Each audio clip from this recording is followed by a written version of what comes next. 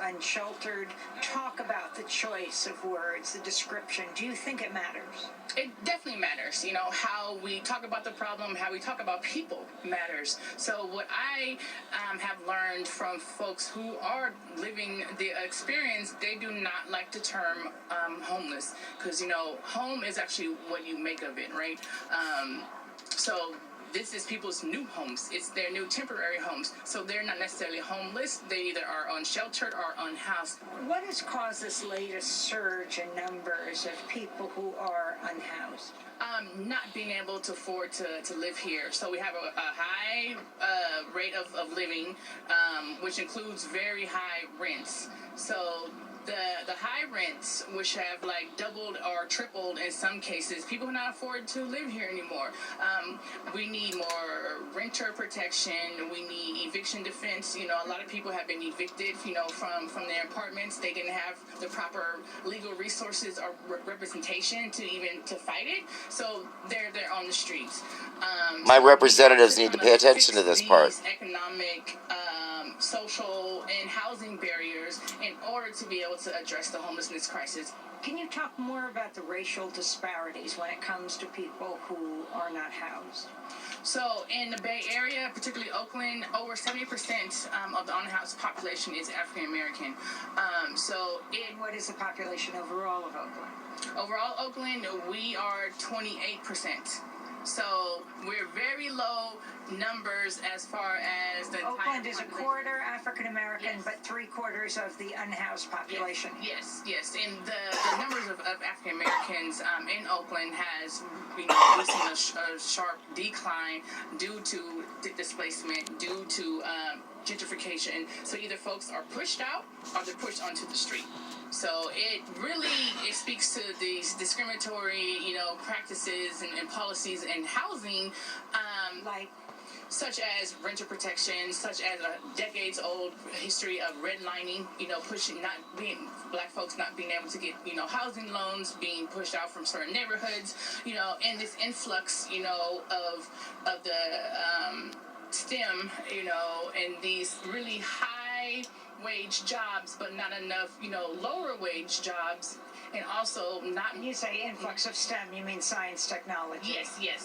So we're seeing these influx of tech jobs and influx of people to those jobs, but it's pushing out the most vulnerable and lower class residents, which is the African American population here in Oakland. Your name? Marquez Spikes. So do you live here at the encampment? Yes. You built this house, or someone did for you? Actually, this house was donated to me from the Oakland School of Arts.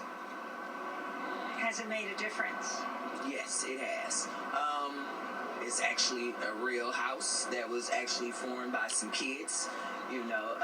They actually put it together. They brought it out, put it back up. So it made a big difference. And how many people live inside? Me and my daughter. You talked about having animals so you can be safe. What do you face in terms of safety?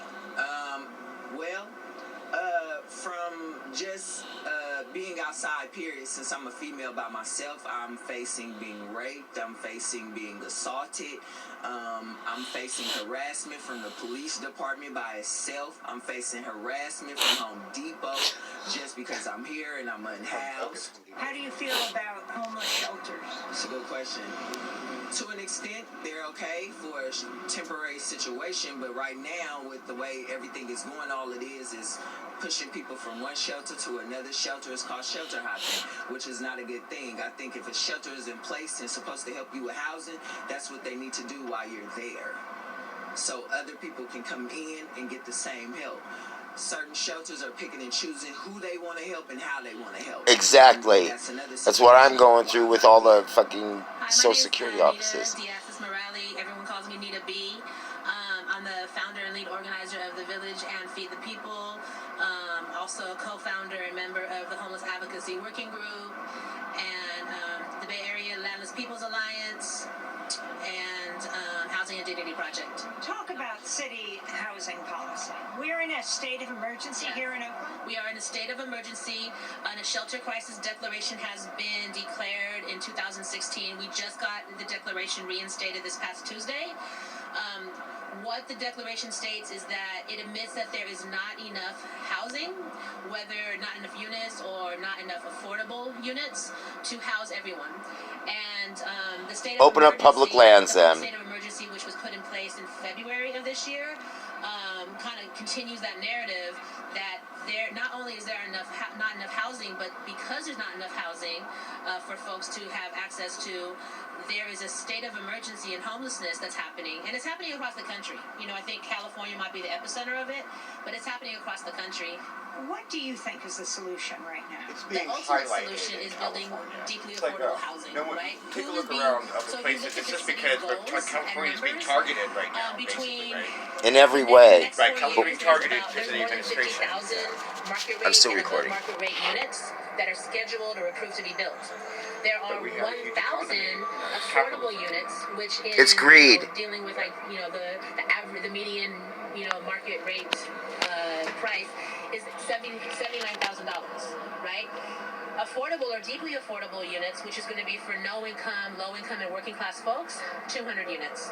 And in the past 2 years, homelessness has increased in Oakland, California by 48%.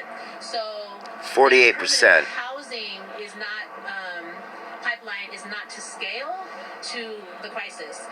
So, but the only way they're going to nip this homeless crisis in the bud is by building permanent housing.